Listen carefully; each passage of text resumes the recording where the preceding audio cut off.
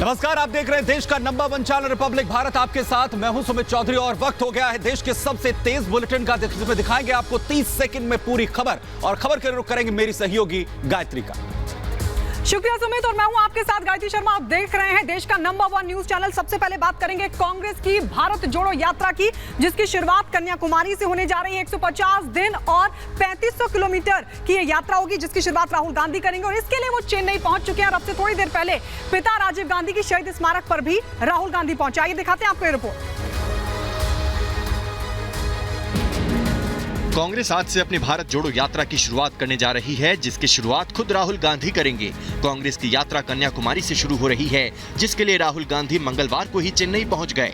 कांग्रेस की पद यात्रा जो दक्षिणी कन्याकुमारी जिले से शुरू होगी, 5 महीनों में 12 राज्य और 2 केंद्र शासित प्रदेशों को कवर करेगी, जो देश भर से गुजरेगी। आज से शुरू होने वाली यात्रा में तमिलनाडु के मुख्यमंत्री M.K. स्टालिन, राजस्थान के मुख्यमंत्री अशोक गहलोत और छत्तीसगढ़ के मुख्यमंत्री भूपेश बघेल मौजूद रहेंगे। तो एक तरफ कोशिश जो है कांग्रेस की तरफ से इस यात्रा को सफल बनाने की जा रही है, तो वहीं दूसरी तरफ बीजेपी की तरफ से हमला बोला जा रहा है। असम के मुख्यमंत्री हेमंत बिस्वा शर्मा ने इसे लेकर सवाल उठाए। क्या कुछ कहा, सुनवाते हैं आपको। कांग्रेस कोशिश में है कि भारत जोड़ो यात्रा के तहत ज्यादा से ज्यादा लोगों को पार्टी से जोड़े। इस दौरान राहुल गांधी खुद इस यात्रा में हिस्सा लेंगे। इस पदयात्रा की शुरुआत पर ही सियासत भी गरमाने लगी है। असम के सीएम हेमंत बिस्वा शर्मा ने कांग्रेस पर निशाना साधा।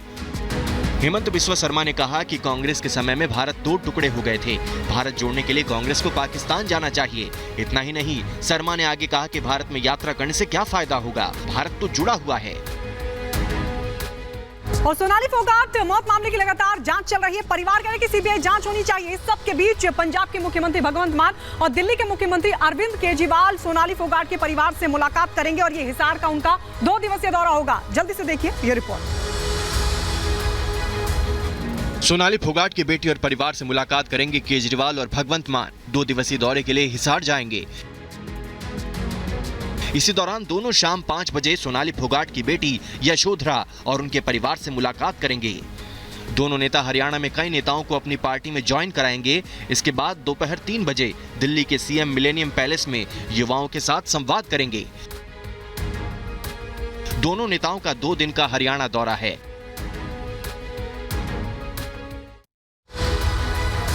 तो दिल्ली के सीएम अरविंद केजरीवाल आज हरियाणा के दौरे पर रहने वाले हैं, जहां पर हिसार में मेक इंडिया नंबर 1 कार्यक्रम की वो शुरुआत करेंगे, जिसमें युवाओं के साथ संवाद का उनका कार्यक्रम है। 30 सेकंड में पूरी रिपोर्ट। आम आदमी पार्टी देश में मेक इंडिया नंबर 1 अभियान शुरू करने जा रही है। हरियाणा से इसका शुभारंभ किया जाएगा। दिल्ली के मुख्यमंत्री अरविंद केजरीवाल हिसार से अभियान शुरू करेंगे। इसके तहत प्रदेश के कोने कोने से युवा उनसे संवाद कर सकेंगे। हमें अपने बच्चों को शानदार शिक्षा देनी होगी। पूरे देश के स्कूलों को शानदार बनाना होगा। ये काम 75 साल पहले शुरू हो जाना चाहिए था। सीएम अरविंद केजरीवाल ने कहा कि हमें मिलकर भारत को दुनिया का नंबर 1 देश बनाना है। और बिहार के मुख्यमंत्री नीतीश कुमार इन दिनों दिल्ली के दौरे पर हैं। हर उस नेता से वो बात करना चाहते हैं, मुलाकात करना चाहते हैं जो बीजेपी को टक्कर दे सकता है। और इसी कड़ी में उन्होंने मंगलवार को भी कई नेताओं से मुलाकात की। लेकिन आज नीतीश कुमार उपराष्ट्रपति और राष्ट्रपति से मुलाकात करने वाले हैं। क्या कुछ रहेगा इस मुलाकात के दौरान, आइए इस रिपोर्ट में आपको दिखाते हैं। बिहार के मुख्यमंत्री नीतीश कुमार इन दिनों दिल्ली दौरे पर है। नीतीश कुमार विपक्ष के हर उस नेता से मिलने की कवायद में हैं जो बीजेपी को टक्कर दे सकता हो। बीते मंगलवार नीतीश कुमार कई नेताओं से मिले और विपक्ष की एकजुटता को लेकर चर्चा की। इससे पहले जब नीतीश दिल्ली पहुंचे थे तो राहुल गांधी से उनके आवास पर मिलने गए थे। नीतीश कुमार विपक्ष के नेताओं से मिलने के बाद आज राष्ट्रपति द्रौपदी मुर्मू और उपराष्ट्रपति जगदीप धनखड़ से मुलाकात करेंगे। माना जा सकता है कि नीतीश कुमार विपक्ष को एकजुट करने में लग चुके हैं। तो जामिया यूनिवर्सिटी में हंगामा देखने को मिला जब एक्टिविस्ट सफूरा जरगर का एडमिशन रद्द कर दिया गया, जिसके बाद वहां पर मौजूद तमाम छात्र भड़क गए और उसके बाद जमकर हंगामा इस पूरे मामले को लेकर हुआ है। वहीं 30 सेकंड में पूरा मामला आपको दिखाते हैं। दिल्ली की जामिया यूनिवर्सिटी में मुस्लिम एक्टिविस्ट सफूरा जरगर के एडमिशन को रद्द करने से बवाल मच गया। सफूरा जरगर के समर्थन में छात्रों ने विरोध प्रदर्शन किया। इस दौरान जमकर देश विरोधी नारे भी लगाए। दिल्ली में हुए हिंदू विरोधी दंगों के आरोपी सफूरा जरगर का एडमिशन विश्वविद्यालय प्रशासन ने रद्द कर दिया, क्योंकि 5 सेमेस्टर होने के बावजूद उन्होंने अपनी एमफिल की थीसिस सबमिट नहीं की थी। अब छात्र पोस्टर बैनर लेकर उनके समर्थन में नारेबाजी और विरोध प्रदर्शन के लिए उतरे हैं। सफूरा जरगर को CAA विरोधी दंगों के बाद अप्रैल 2020 में गिरफ्तार किया गया था। और अगली खबर असम के गोलपारा से, जहां पर स्थानीय लोगों ने ही मदरसे को ढहा दिया। आरोप ये लगा कि दोनों परिसरों में दरअसल जिहादी गतिविधियों को अंजाम दिया जा रहा था। आइए दिखाते हैं आपको 30 सेकंड में रिपोर्ट। असम के गोलपारा जिला में एक आवास और मदरसे को स्थानीय लोगों ने मंगलवार को गिरा दिया। दरअसल प्रदर्शन कर रहे लोगों ने दोनों परिसरों का इस्तेमाल जिहादी गतिविधियों के लिए किए जाने का आरोप लगाया है। मदरसे के करीब ही एक मकान भी था, जिसके लिए लोगों ने दावा किया कि यहाँ 2 बांग्लादेशी नागरिक रह रहे थे और इन परिसरों का इस्तेमाल जिहादी गतिविधियों के लिए किया जा रहा था। ये दोनों ही फिलहाल फरार हैं। फरार बांग्लादेशी नागरिकों की पहचान अमीन उल इस्लाम उर्फ उस्मान उर्फ मेहदी हसन और जहांगीर आलम के रूप में की गई है। और अब बात करते हैं उत्तर प्रदेश के कुशीनगर से, जहां पर एक प्रधान की दबंगई का मामला सामने आया है, जिसकी दबंगई से परेशान होकर ग्रामीणों ने अपने मकानों पर मकान बिकाऊ के पोस्टर लगा दिए। आपको 30 सेकंड पूरी रिपोर्ट दिखाते हैं। यूपी के कुशीनगर जिले से एक हैरान करने वाला मामला सामने आया है, जहां 20 घरों में मकान बिकाऊ होने का पोस्टर लगने से हड़कंप मच गया है। इन मकानों पर बिकाऊ का पोस्टर लगने की वजह है दबंगई। स्थानीय लोगों ने पानी का टैंक लगाने के नाम पर ग्राम प्रधान प्रतिनिधि महफूज खान पर प्रताड़ित करने का आरोप लगाया है। दलित बस्ती की महिलाओं ने ग्राम प्रधान प्रतिनिधि महफूज खान पर दबंगई करने का आरोप लगाया है, जिसकी वजह से अपने घरों पर बिकाऊ होने का पोस्टर लगाने वाले घरों की तस्वीरें सोशल मीडिया पर वायरल हो रही है। और इस बीच आपको बता दें, उत्तर प्रदेश के अलीगढ़ में असामाजिक तत्वों ने दरअसल फिर से माहौल बिगाड़ने की कोशिश की है। एक समुदाय विशेष के लोगों ने पटवारी मंदिर को अपवित्र करने का काम किया। रिपोर्ट देखिए।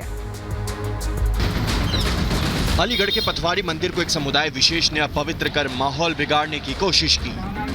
इस दौरान ग्रामीणों ने विरोध जताया तो असामाजिक तत्वों ने विरोध करने वाले ग्रामीण युवकों के साथ जमकर मारपीट की, जिसमें 2 युवक घायल हुए हैं।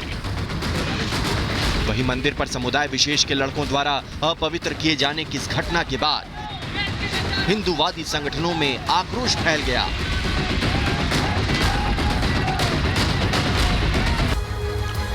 उधर बात करें बरेली की, तो जिला कार्यालय के अंदर अब कोई भी जो कर्मचारी है वो जीन्स और टी-शर्ट पहनकर नहीं आ सकेगा। इसके लिए आदेश जारी किए गए हैं कि सभी कर्मचारी फॉर्मल यूनिफॉर्म पहनकर ही कार्यालय के अंदर पहुंचे। 30 सेकंड में पूरी रिपोर्ट। बरेली जिला अधिकारी कार्यालय में अब कर्मचारी और अधिकारी जींस और टी-शर्ट पहनकर नहीं आ सकेंगे। कार्यालय में यह आदेश दिया गया है कि सभी कर्मचारी और अधिकारी औपचारिक परिधान में ही कार्यालय आएं। अगर कोई इस आदेश का उल्लंघन करेगा, उसके खिलाफ कार्रवाई भी की जाएगी। शासन की ओर से पहले ही कार्यालयों में जींस टी-शर्ट पहनना मना था। अब बरेली जिला प्रशासन ने इसे कड़ाई से लागू करने के लिए आदेश दिए हैं। इस आदेश को कार्यालय के कर्मचारी सकारात्मक तौर पर ले रहे हैं और ऑफिस टाइम में सभी औपचारिक परिधान ही पहनकर आ रहे हैं। और महाराष्ट्र में अब बीएमसी चुनाव की तैयारियां जोरों पर हैं और इस सब के बीच जो बड़ी जानकारी मिल रही है वो ये कि बीजेपी चाहती है कि वो शिंदे गुट के साथ बीएमसी के चुनाव लड़े। आइए रिपोर्ट आपको दिखाते हैं। महाराष्ट्र में बीएमसी चुनाव की तैयारियां शुरू हो चुकी हैं। बीजेपी भी अब शिंदे गुट का साथ नहीं छोड़ना चाहती और साथ में ही बीएमसी का चुनाव लड़ने जा रही है। उप मुख्यमंत्री देवेंद्र फडणवीस ने नागपुर में कहा कि इस बार मुंबई महानगर पालिका चुनाव बीजेपी और ओरिजिनल शिवसेना शिंदे यानी शिंदे गुट मिलकर चुनाव लड़ेगी और जीतेगी। साथ ही ये भी कहा कि बारामती निर्वाचन क्षेत्र बीजेपी के मिशन महाराष्ट्र के अंतर्गत आता है। इतना ही नहीं, देवेंद्र फडणवीस का मानना है कि शिंदे गुट और बीजेपी का साथ बेहतर चलेगा और दूसरे दलों को चुनाव में कहीं जगह नहीं मिलेगी। वह उत्तर प्रदेश के अंदर लगातार कार्रवाई जारी है। मुख्तार अंसारी की मुश्किलें कम होती हुई नजर नहीं आ रही है। एक बार फिर से कार्रवाई करते हुए 46 करोड़ की संपत्ति उसे कुर्क किया गया है। 30 सेकंड में पूरी रिपोर्ट। मऊ जिले में मुख्यमंत्री योगी आदित्यनाथ के 8 सितंबर को संभावित दौरे से पहले माफिया और पूर्व विधायक मुख्तार अंसारी के एक और करीबी पर प्रशासनिक कहर बरपाया गया है। जिलाधिकारी अरुण कुमार ने गैंगस्टर एक्ट के तहत कार्रवाई करते हुए अंसारी के करीबी अभियुक्त उमेश सिंह की अवैध तरीके से खरीदी गई जमीन को कुर्क करने का आदेश जारी किया है। प्रशासन ने उमेश सिंह पर गैंगस्टर एक्ट के तहत कार्रवाई की है। बता दें कि उमेश सिंह के खिलाफ कई गंभीर मामले दर्ज हैं, जिसको देखते हुए प्रशासन ने कार्रवाई की है। और इस बीच आपको बता दें कि बिहार की राजधानी पटना में गंदगी का अंबार लगा हुआ है। शहर शहर कचरे का ढेर लगा हुआ है और आम लोगों को खासी दिक्कतों का सामना करना पड़ रहा है। लेकिन वजह क्या है, आइए इस रिपोर्ट में आपको दिखाते हैं। बिहार की राजधानी पटना में इन दिनों गंदगी का अंबार लगा हुआ है। वजह साफ है, पिछले 10 दिनों से पटना नगर निगम के लगभग 4200 सफाई कर्मचारी अपनी मांगों को लेकर हड़ताल पर बैठे हुए हैं, जिससे शहर में जगह जगह कचरे का ढेर लगा हुआ है। इससे लोगों को काफी कठिनाइयों का सामना करना पड़ रहा है। बता दें कि पटना हाईकोर्ट के हस्तक्षेप के बाद 3 दौर की वार्ता नगर विकास विभाग के प्रधान सचिव से हुई, लेकिन अभी तक सफाई कर्मचारियों की मांगों को लेकर कोई हल नहीं निकल पाया है। Bureau report, Republic Bharat. उधर लेवाना होटल आग मामले को लेकर लगातार कार्रवाई जारी है। वहीं अब प्रशासन की तरफ से कार्रवाई करते हुए होटल मालिक को न्यायिक हिरासत में 14 दिन के लिए भेज दिया गया है। 30 सेकंड में पूरी रिपोर्ट। लखनऊ के होटल लेवाना स्वीट्स अग्निकांड मामले में 4 लोगों के खिलाफ गंभीर धाराओं में केस दर्ज किया गया है। इस मामले में लखनऊ पुलिस ने होटल के मालिक राहुल, रोहित और पवन अग्रवाल के साथ होटल जीएम सागर श्रीवास्तव के खिलाफ केस दर्ज कर बीते सोमवार को गिरफ्तार कर लिया था। इसके बाद राहुल अग्रवाल, रोहित अग्रवाल और सागर श्रीवास्तव को सीजेएम कोर्ट में पेश किया गया, जहां से उन्हें 14 दिन की न्यायिक हिरासत में भेज दिया गया। उधर होटल लेवाना प्रबंधन इस होटल के अग्निकांड में सुरक्षित बचे लोगों का सामान लौटा रहा है। होटल में ठहरे सभी लोगों का मेडिकल परीक्षण भी कराया गया है। 2024 के लोकसभा चुनाव के लिए भले ही 1.5 साल का वक्त बचा हो, लेकिन बीजेपी अभी से ही तैयारियों में जुट गई है। और इसी कड़ी में गृह मंत्री अमित शाह और जो बीजेपी के राष्ट्रीय अध्यक्ष जेपी नड्डा, उनकी तरफ से केंद्रीय मंत्रियों के साथ मंथन किया गया। आइए दिखाते हैं इस रिपोर्ट में कि कैसे 144 सीटों को लेकर केंद्रीय मंत्रियों के साथ मंथन किया गया। लोकसभा चुनाव में भले ही 1.5 साल से ज्यादा का समय बचा हो, लेकिन बीजेपी ने अभी से अपनी तैयारियां शुरू कर दी हैं। इस बीच लोकसभा की 144 सीटों की रणनीति पर नड्डा और शाह ने किया केंद्रीय मंत्रियों संग मंथन।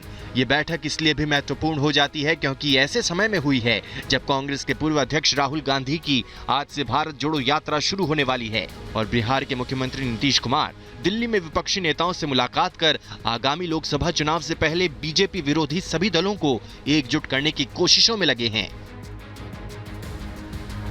वही बात करते हैं झारखंड की, जहां पर कानून व्यवस्था पूरी तरीके से चौपट नजर आ रही है। वही बात करें दुमका की, तो एक और नाबालिग की यहां पर मौत का मामला जो है वो सामने आया है, जिससे लेकर कई गंभीर सवाल खड़े हो रहे हैं। पूरी रिपोर्ट 30 सेकंड।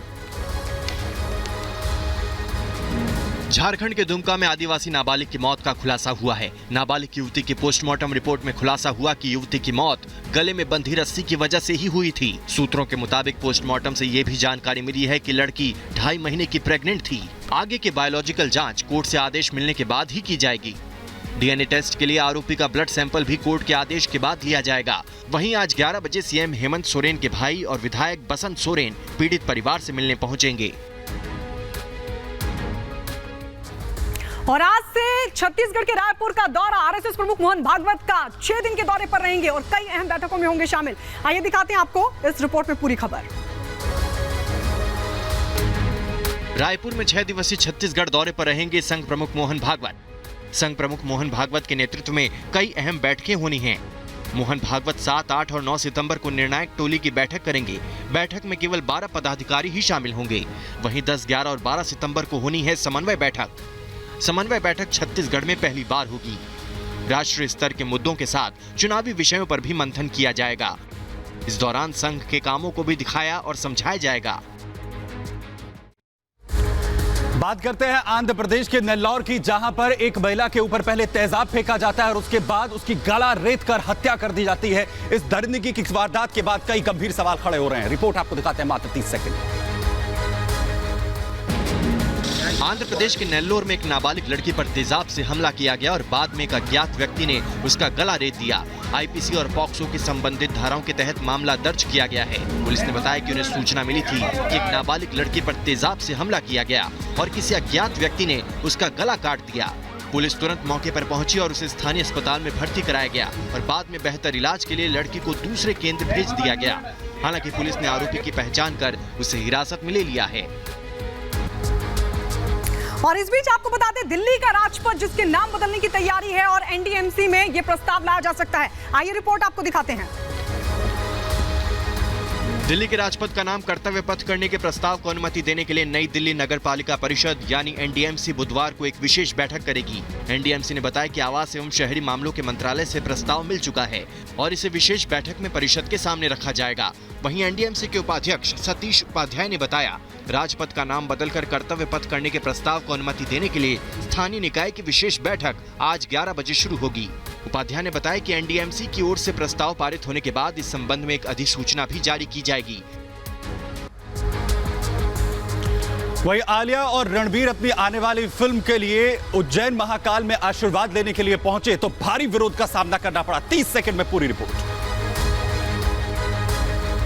उज्जैन महाकाल मंदिर में अभिनेता रणबीर कपूर और अभिनेत्री आलिया भट्ट को भारी विरोध का सामना करना पड़ा। अपनी फिल्म ब्रह्मास्त्र की सफलता के लिए दोनों आशीर्वाद लेने गए थे। हालांकि मंदिर में आने से पहले ही यहां पर सैकड़ों की संख्या में बजरंग दल कार्यकर्ताओं ने इनका जमकर विरोध किया। इस दौरान पुलिस और बजरंग दल कार्यकर्ताओं की हाथापाई भी हुई। बजरंग दल कार्यकर्ताओं ने फिल्म के अंदर गौमाता को लेकर रणबीर कपूर की टिप्पणी पर विरोध जताया है।